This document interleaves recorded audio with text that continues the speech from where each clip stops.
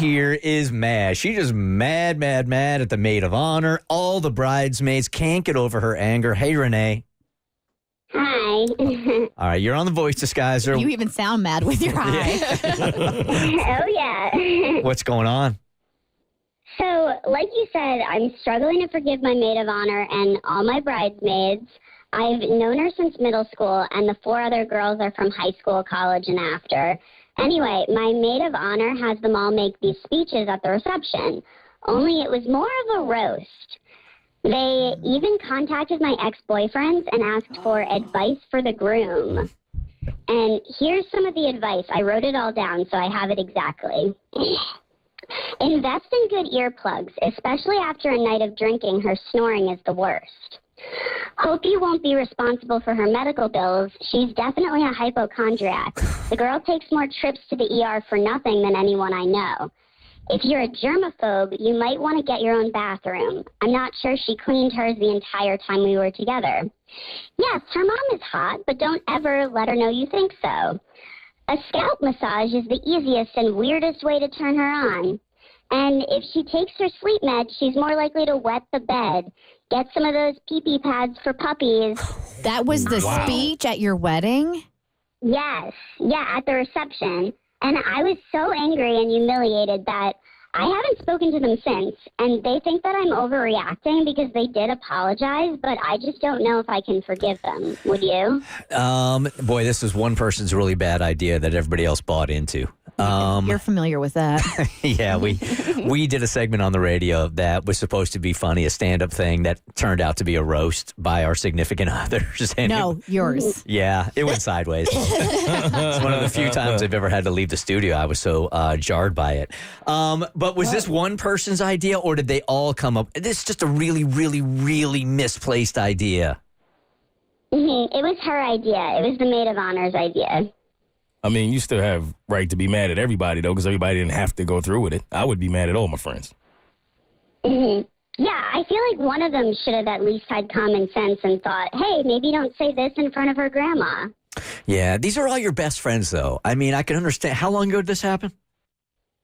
This happened 2 years ago now. Oh. Okay, wow. yeah. These are all like your best friends, right?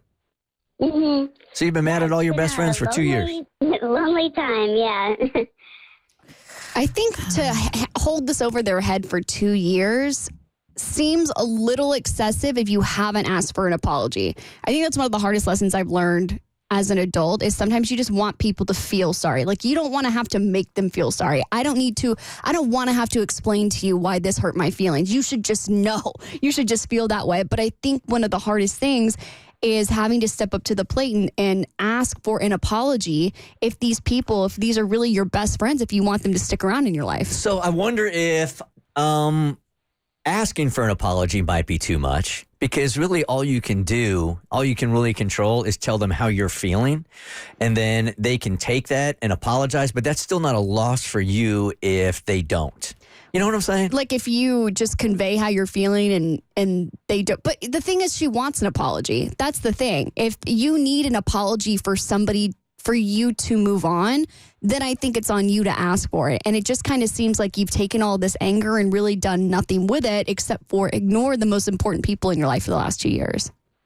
It just seems in this case that they gave you an apology, but you just don't want to know if you can forgive them, right?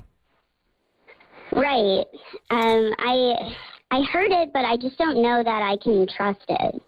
Well, you guys are at a standstill here also, because this has been 2 years now, and it's not like they're reaching out to you over and over and over again and apologizing. So they feel like you're overreacting. You feel like they were insensitive. You guys are at a standstill here. I don't know how you get past that.